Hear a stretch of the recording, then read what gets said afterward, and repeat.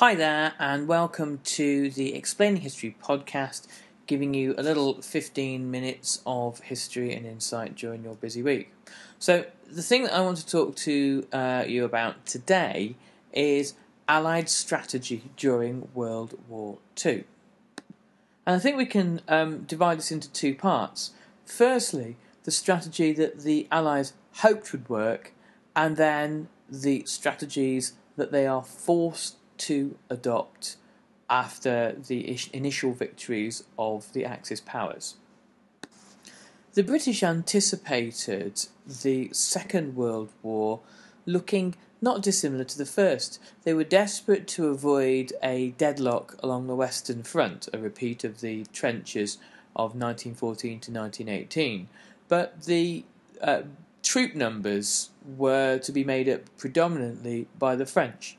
The Army of the Republic of France was the biggest in Europe in 1939, and in theory the best equipped. It had the largest number of tanks. The British have a relatively small, if well-trained, professional army, the British Expeditionary Force. What the British really have in huge quantities is naval superiority. World War I had been something of an aberration in British military strategy, in that what Britain tended to do, if we go back and look at the wars of the 18th and 19th centuries, such as the 7 Years' War and the Napoleonic Wars, when they're faced with a truly global conflict, is to fight at the peripheries, to fight in Africa, in Asia, in the Americas, and use the high seas as their military leverage. During the Napoleonic Wars, the British fought predominantly in Portugal and Spain before finally fighting in France and Flanders and confronting Napoleon on the battlefield. But it was only at that point, really, that because they were supported by large armies of Prussia and Russia, did the British really feel confident taking on the much larger force of the French. The British always feel more comfortable in being part of grand coalitions to defeat a hegemonic continental power. And the real punishment that they bring to bear on Germany in the First World War is through the Royal Navy, which, having survived the Battle of Jutland, the Germans inflicting higher losses on the British, and yet having a smaller navy to start with and being unable to absorb an equivalent amount or a slightly smaller amount of losses, but a disproportionately higher number of losses, if you see what I mean. The German High Seas Fleet had to retreat to port, and the Royal Navy was able to blockade Germany from then on. By 1919, the Royal Navy had caused perhaps 1 million deaths in Germany due to hunger and malnutrition. The British planned a repeat of this if Japan became a serious threat in the Far East. The Singapore strategy meant using Singapore as a naval base from which to defend the rest of the Far East Asian Empire and to blockade Japan and bring Japan to its knees through starvation. This strategy is obviously invalidated in early 1942 when General Yamashita attacked down the Malay Peninsula and seized Singapore from the land side.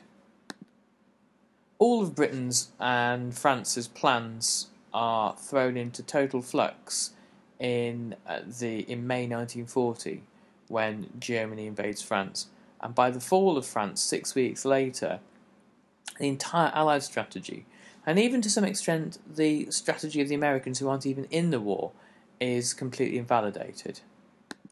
In the view of Britain's military planners, France was not supposed to fall.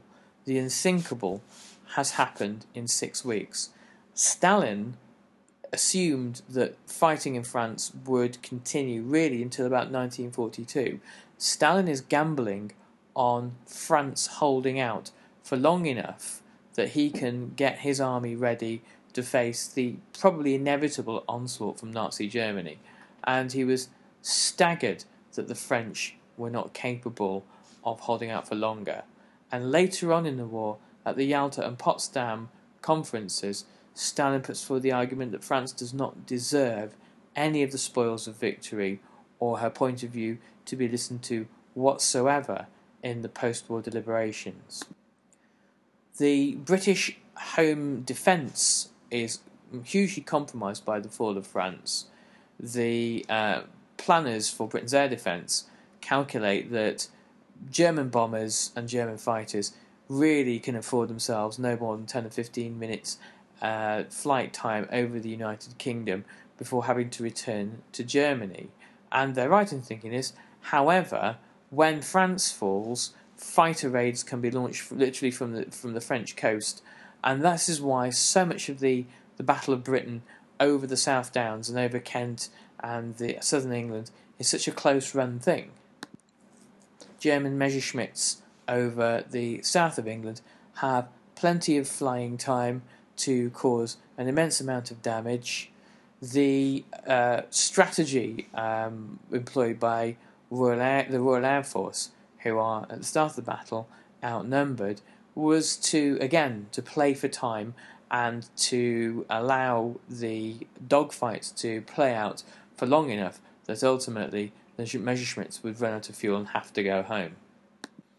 With France defeated as well, the large sections of the Atlantic coastline were now open for German U-boat crews and German warships. Reinforced harbours and dry docks such as Saint-Nazaire were deadly to British and then later American merchant shipping. And the fall of France itself left a dejected, demoralised and poorly equipped British army. There are many diary accounts from German soldiers at the port of Dunkirk marvelling over the state-of-the-art equipment that the British had left behind, and almost astounded how good the kit is, far better than most of the stuff that the German army has. And with the British Expeditionary Force rescued along with a large number of French soldiers off the coast of France, the problem that exists for the British is where exactly they can take the fight to the Germans. And from this question evolves two main features of Britain's war offensive against Germany. Firstly, the air offensive, and secondly, the African and Mediterranean War. More fighting is done by the British in North Africa and the Mediterranean than really in any other theatre of war. Britain's war in North Africa begins in 1940 with the Italian invasion of Egypt from Libya and Italy's humiliating defeat at Sidi Barrani. This defeat, that later becomes a rout, presents Hitler with the potential of being completely unseated in North Africa, the Axis forces. At this point, German forces are not committed to North Africa. Hitler really has delegated this role to Mussolini. Mussolini himself, a pure opportunist, decides to invade Egypt really just as he assumes Britain are about to lose the Battle of Britain and that a peace treaty will shortly be signed, and he wanted to demonstrate that he was capable of taking the fight to the Allied powers so that he could have a piece of the glory at the whatever peace treaty would be signed afterwards.